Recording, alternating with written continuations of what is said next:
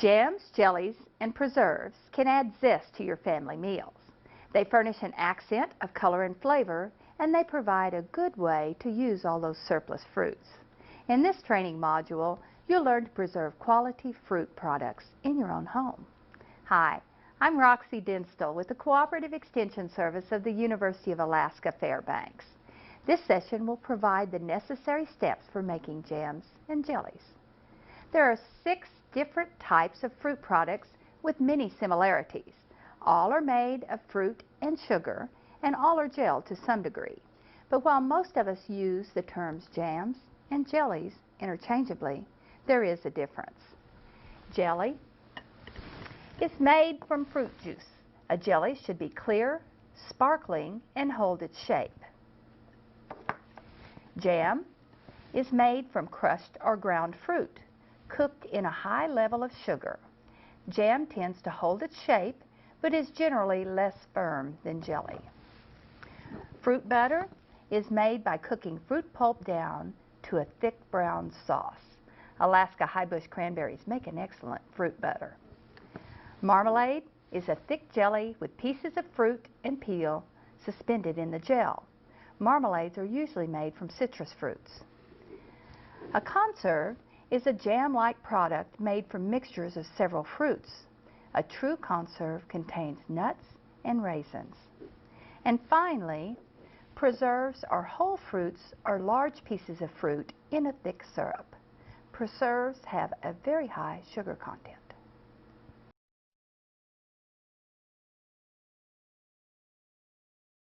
The equipment that's needed for canning jams and jellies is a water bath canner with a rack to keep the jars off the bottom of the container. You'll need a deep kettle to make your jelly or jam in, a jar lifter to lift the jars in and out of the hot water. Of course, you'll need jars with 2-piece rings and lids, a spoon for stirring. You'll need some cheesecloth or a jelly bag for straining fruit, a canning funnel, a ladle, towels, hot pads, and paper towels for cleaning the top of the jars. You may need a wire whisk to get rid of the lumps in your pectin, and either a candy thermometer or spoons for testing the gel of your product. And the final thing is a timer.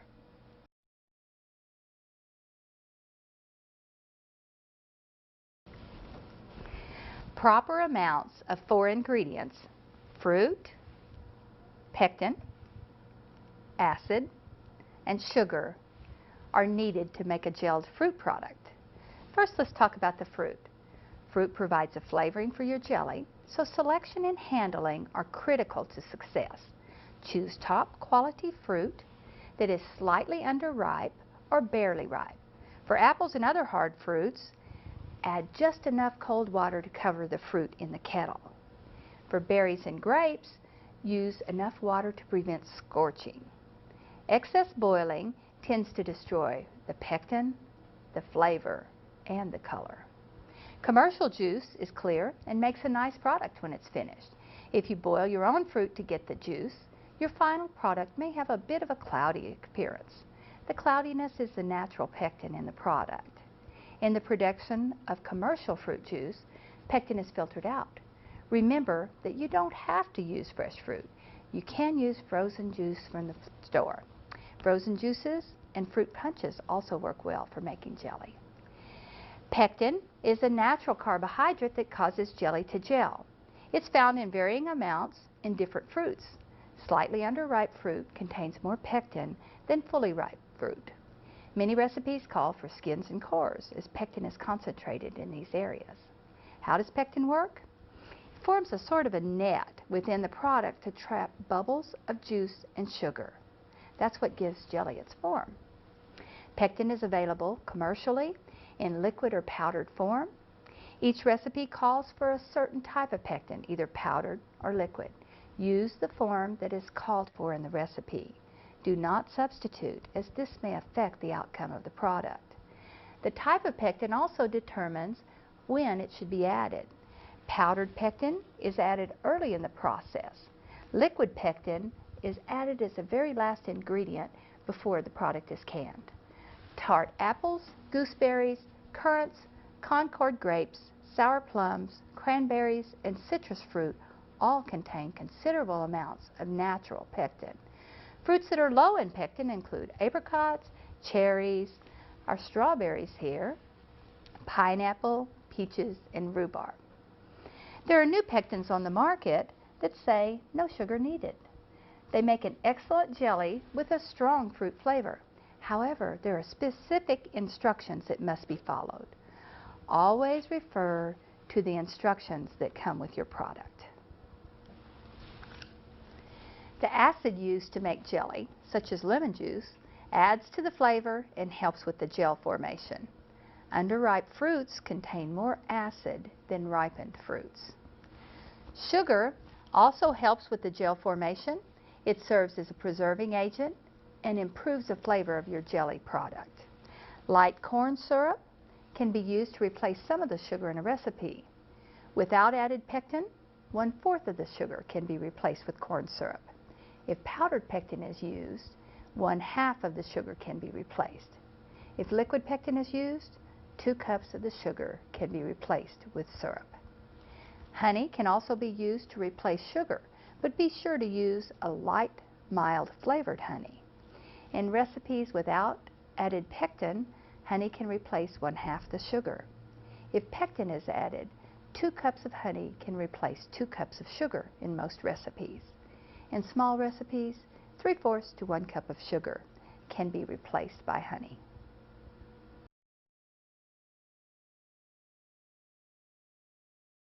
Once you've gathered your ingredients, the fruit, pectin, acid, and sugar, begin collecting equipment and supplies. A large kettle is essential for making jelly. You need a kettle of at least 8 to 10 quarts capacity. It permits the jelly mixture to come to a full rolling boil without boiling over. You'll need a large metal spoon, a clock, a watch, or a timer to check your times. You'll need a cooking thermometer. When making jelly from fresh fruit, you'll want to use cheesecloth or a jelly bag to strain the juice. To store your jam or jelly, you need jars, lids, and rings. This is a 2-piece jar system. The lid has a ring of rubber on the inside. The metal ring screws the lid onto your jar and holds it in contact. The jar lids must be replaced each time you make a jam or a jelly. The rings may be used over and over again as long as they're in good shape with no rust. Rust creates a barrier that may keep the jar from sealing completely. Canning jars can be reused as well. To check the condition of the jar, run your finger around the top. Check for chips or a crack. A chip or a crack on the top of the jar or rust on the ring may keep it from sealing, so check your jars carefully. For the boiling water canning process, you'll need a second large kettle for processing the jars. A jar funnel is useful for filling the jars, and a jar lifter is necessary for moving boiling hot jars. In preparation for jelly making, sterilize the jars. Place your jars in boiling water to sterilize them. Anything that's processed for longer than 10 minutes doesn't require sterilizing the jars in advance. The 10 minutes of processing time will kill any microbiological activity that's in the jar. So if your recipe calls for 10 minutes of processing time, you can simply use clean, washed jars. Most jam and jelly recipes, however, suggest shorter cooking times, so jars should be sterilized. The flat lids should also be prepared with a small amount of water. Always follow manufacturer's instructions. My instructions say, have the water simmering, drop the lids in, bring it close to a boil, then turn the heat off. Keep the lids in the warm water to keep the ring of rubber soft. This will aid in the sealing process. With all your supplies at hand and the jar sterilized, you're ready to begin the process of jelly making. There are two types of jellies, those that are made with added pectin and those made without it. The use of commercial pectin simplifies the jelly making process and yields more jelly per volume of juice. When you boil it longer, you concentrate the juice and it gels, but it results in less jelly. If you choose to use pectin, it will be faster and the gelling point is easier to determine. Jelly made without added pectin contains less sugar and has a fruitier taste. To prepare the fruit, we're using apples today. We're going to cut them into small pieces. Don't peel them. Don't cut the seeds out. Leave the cores in. And we're going to put them into a saucepan. Now, one thing to be careful about is if you have any bruises, make sure that you cut those bruises out because they will flavor your apple at the end. Now, I'm going to cut up all my pieces and I'm going to put them in a flat bottom saucepan and add cold water. For apples and other hard fruits, we're going to add up to a cup of water per pound of fruit. If you're doing berries or grapes, you only use enough water to keep it from scorching. Cook until soft. For apples, that's about 20 to 25 minutes, and grapes and berries only about 10. Don't overcook because it destroys the pectin, the flavor, and the color. Once you've got it cooked, your apples are soft, you want to pour everything into a damp jelly bag or strain it through cheesecloth. If you're using the long boil method without added pectin, your juice goes directly from here into the pan to cook. Be sure to use the recommended recipe for the long boil. For instance, one of my recipes says to take 4 cups of apple juice, 2 tablespoons of lemon juice, and 3 cups of sugar. Stir well. Boil over high heat until it sheets from a spoon, or if it's about 8 degrees over the boiling point of water. Then follow regular recommendations for canning. Today we're going to demonstrate jelly making because it's a little bit more difficult to prepare than some other jelly products. Following your recipe, prepare enough fruit for 1 batch of jelly or use commercial juice. Increasing the size of jelly recipes is not recommended because it may inhibit the gelling. In this example, we've added 5 cups. We're using cranberry juice. 5 cups of cranberry juice and a half a cup of lemon juice to the pan. We're going to use powdered pectin. So we're going to open our powdered pectin and put it in the product. You always use powdered pectin before you've even turned the heat on. Okay. I'm going to use a whisk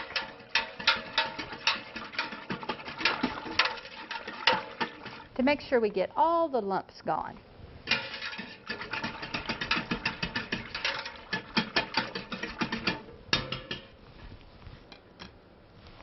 The low sugar variety of pectin is especially difficult to dissolve.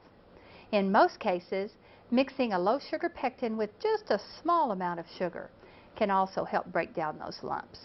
Always follow the manufacturer's instructions. Now we're going to start the boiling process by turning on our stove to high. Jelly requires a high heat to gel. When your juice first begins to boil, you can stir down the bubbles. When the juice reaches a rolling boil, you'll no longer be able to stir it down. Cook at a rolling boil for 1 minute. Time this process using a watch or a timer. Then add your sugar all at once. Stir the sugar into the juice mixture and boil it hard for 1 more minute. Again, time the process. Wait until it comes to a full rolling boil again before you start your timer. You'll notice that the volume increases dramatically when you add the sugar. A large kettle is necessary to keep it from boiling over. Stay close, stir frequently, and watch the pot. Once you add the sugar, it can burn very easily. As your mixture boils, you will begin to see a lot of foam. Some recipes instruct you to add 1/4 teaspoon of butter to the product to help stop the foaming process. This is optional. If you add too much butter, your jelly will have an unwanted butter flavor. Well, we're just starting to boil, so we're going to wait a little while until the process is ready for the sugar. So I'm going to watch this pot until the juice comes to a full rolling boil. I'll be back in a minute.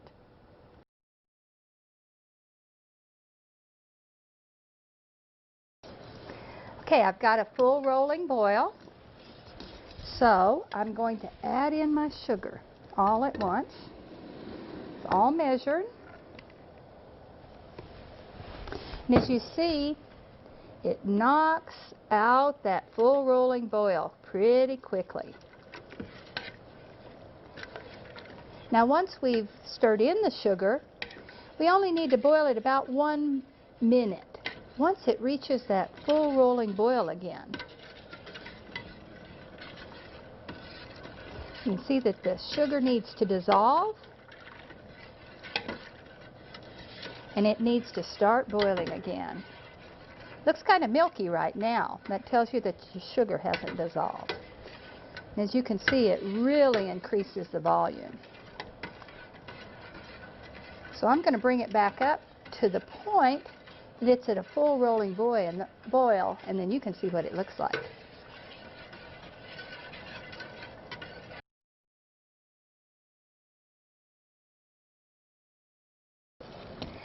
As you can see, I've got a nice rolling boil.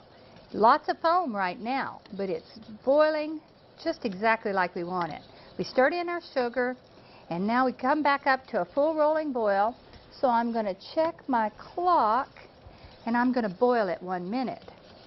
Now, to make sure that I'm hitting the gelling point, there's one of 3 different methods that you can use.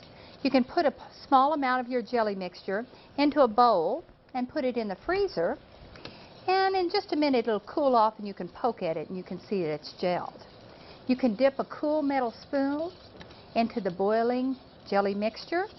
When the 2 drops, it drips, drips, drips, and then it begins to come off in 2 drops, and then it sheets off the spoon. We know that the jelly is done. Some people like to use a candy thermometer and check the temperature. The gelling point is 8 degrees above the boiling point of water, which is about 220 degrees here. So you take 212 and you add 8 to it and get the boiling point. Now when your jelly mixture reaches the gelling point, turn off the heat and prepare to fill the jars. We're not quite there yet, but I'm going to boil it just a little bit longer. We've got about another 20 seconds.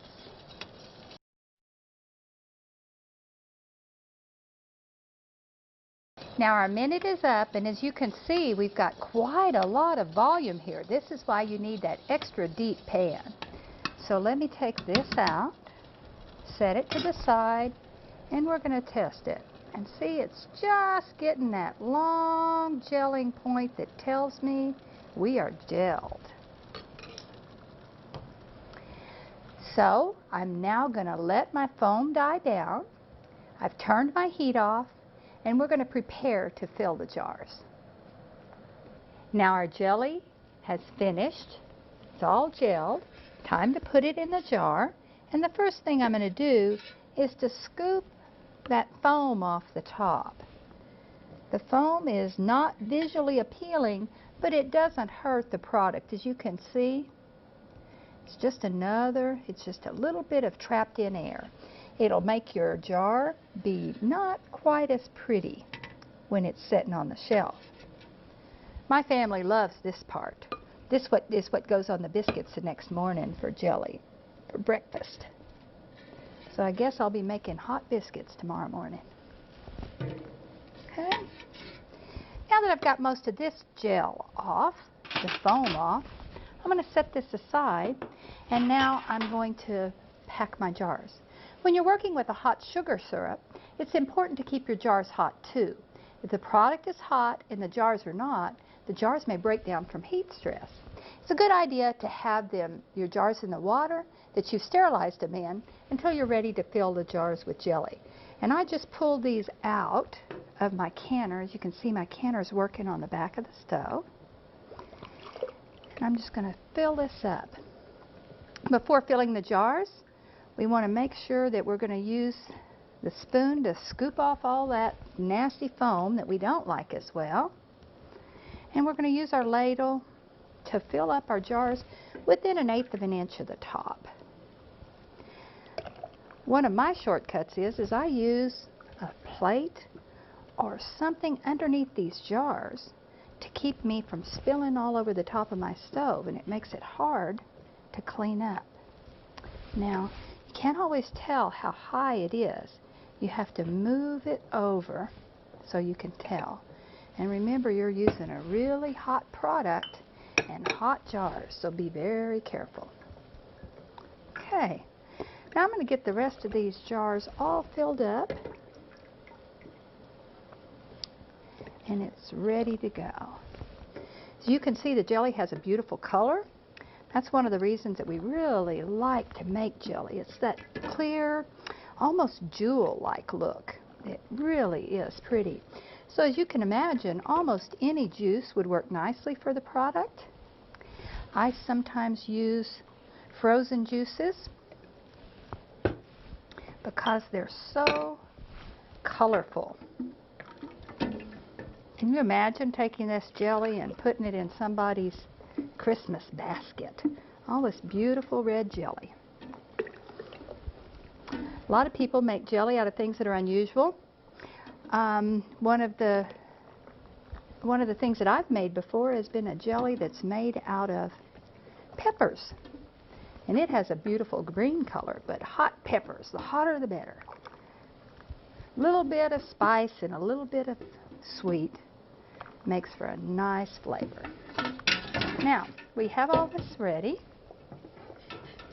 I'm going to turn my lids off and get ready to do the tops.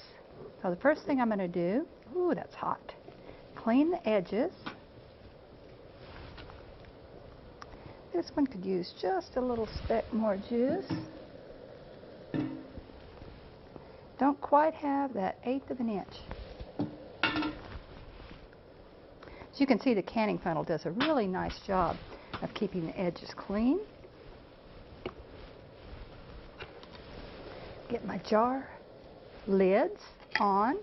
Again, hot jars, hot jelly, hot lids.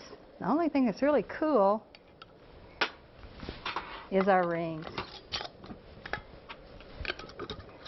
They should be finger tight to hold the lid against the jar.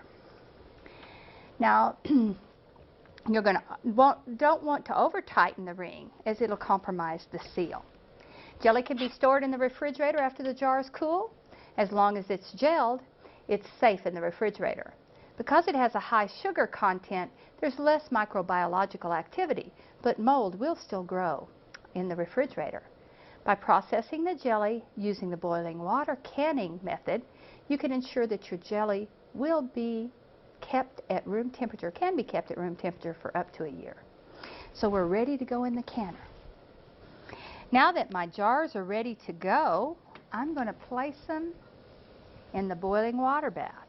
Again, we have a hot canner, boiling water, hot jars, and hot jelly. So all I have to do now is wait 5 minutes. It's boiling again, so I need to set my timer for 5 minutes and it'll be ready to go. So I'll come back in a minute and you can see the finished product. And then we'll make some jam.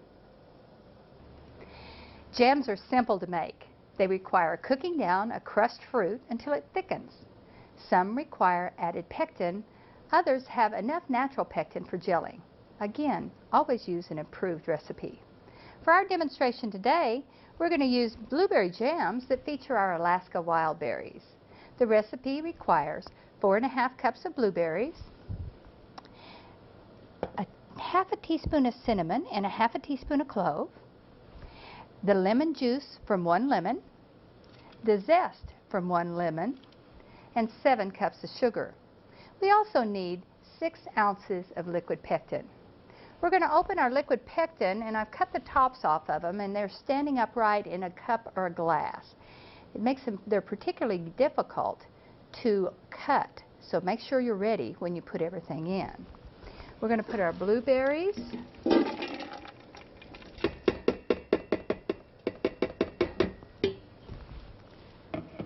the lemon juice, the zest,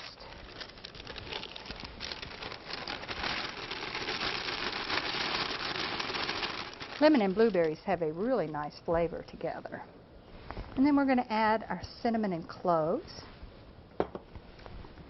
and our sugar. Now, I'm going to turn my pan on and stir it. At first, we didn't put any liquid in here.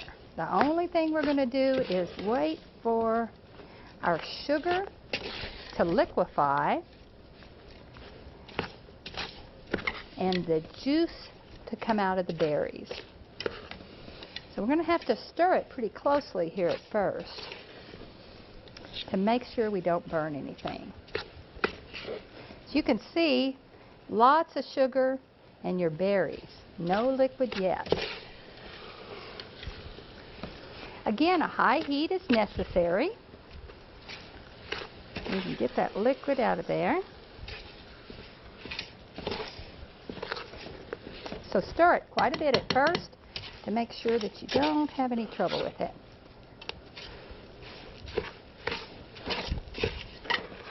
Smells great. Blueberries just remind me of summertime. They have a heavenly odor, and particularly when you add the cinnamon and cloves with them, my goodness,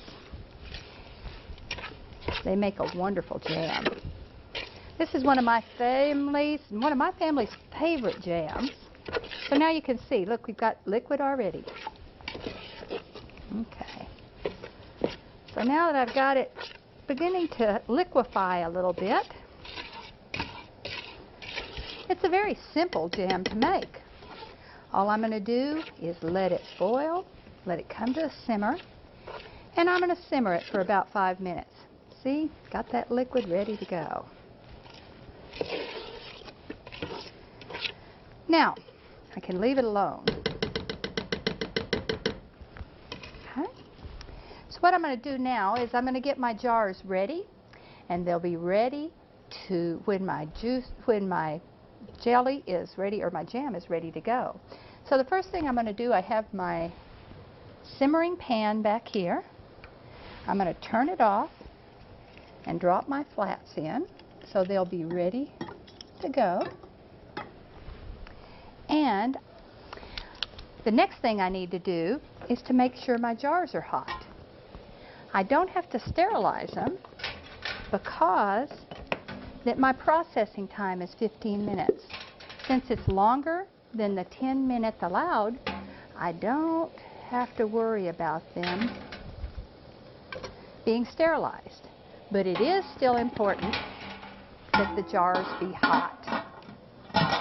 If you take hot jam and put it in a cool jar, you could get some heat stress on the jar. So my jam hasn't quite gotten to the boiling point yet. It's not simmering, but it smells good, and that's a good thing. But what we're going to do is y'all give me a little bit of time to bring it up to the right temperature and to simmer it for 5 minutes, and then I'll be back and we'll package this jam.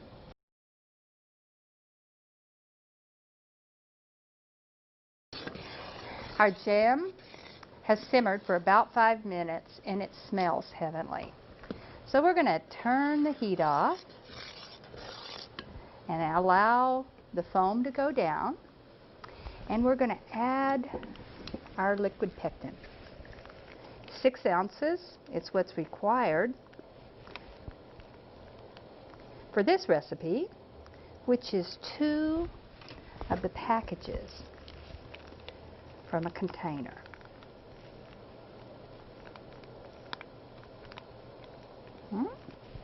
Now the pectin is added in the last thing before it goes in the canning jar. This particular recipe doesn't have a lot of foam, so it's all ready to process.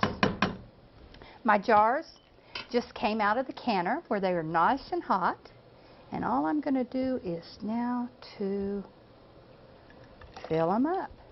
Again, I'm using a canning funnel, and that canning funnel helps keep the edge of my jars nice and clean. And I'm going to fill them up within 1/4 of an inch of the top.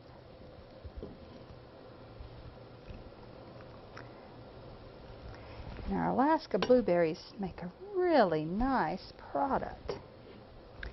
This particular recipe comes from our Alaska Wildberry book. If you don't have a copy of it, be sure to drop by your extension office and pick one up.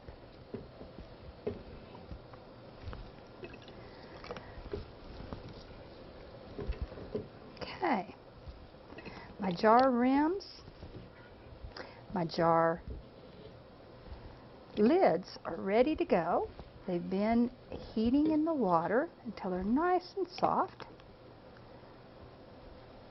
Blueberries can make such a mess in your kitchen because they stain everything. I always laugh about in the summer, I always have blueberry hands. My hands can tell that they've been picking blueberries. Lemon juice, that helps kind of knock those blueberry stains off. Okay, well, I'm close to the top. I'm not sure I'm going to get a full jar out of this one. I'll just put that little bit in there, and this will save for eating in the next few days. My lids are ready. I'm going to clean the top. If something as simple as a stem or a seed might be on the outside and it'd keep it from sealing, we want to make sure we get this all ready to go. Okay. Now they're ready to go into the canner for processing. Depending on how much you put in the canner, it may stop it from boiling. My 2 little jars didn't make a big difference. So I'm going to go ahead, I'm listening to it, it's coming back to a boil again. So I'm going to set my timer and I'm going to wait for about 10 minutes and it'll be ready to go. So I'll come back in a minute when the jars are all finished and we'll label them.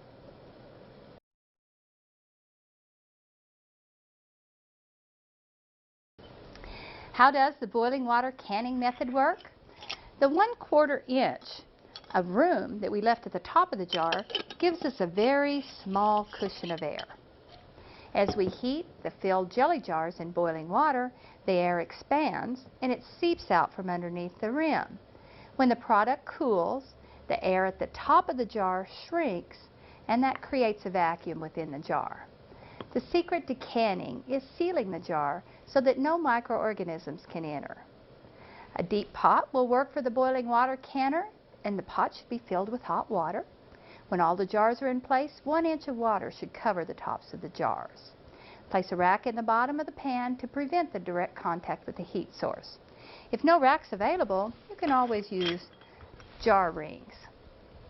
Direct contact between the heat source and the jars can cause heat stress and crack the jars. A jar lifter will help you move the boiling hot jars without getting burned. Now we've had our jars in here. They've been placed in the hot water. We've got the water boiling. They've been processing for 15 minutes. So now what we're going to do is is to pull them out of there. Our jams require a slightly longer time for processing because they're thicker. You know, our jelly that we just made a minute ago only required about 5 minutes of processing, but our jam requires 15. They're thicker, takes longer for the heat to get through to the center of the jar. Heat penetration is the key. We want the jelly or jam to be heated evenly to the center of the jar. Now, if you live at a higher altitude, you may want to check with your local extension office to find out what that proper amount of processing is. Higher altitudes require longer processing times.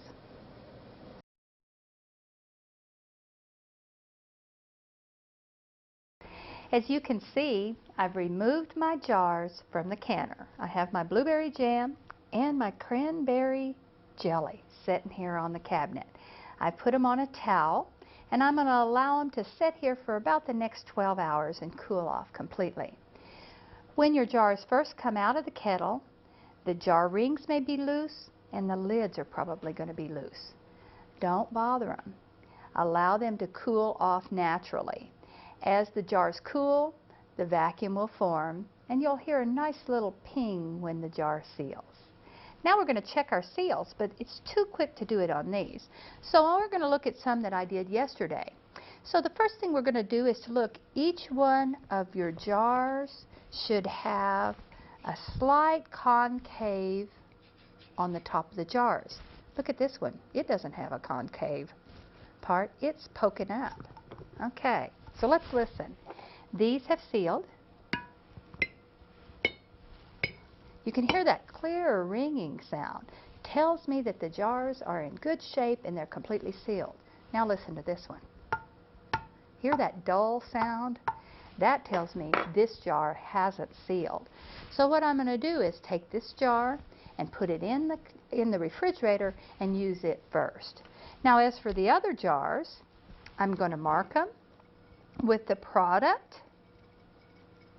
This is salmonberry conserve. And I'm going to put the date so I'll know when I processed them.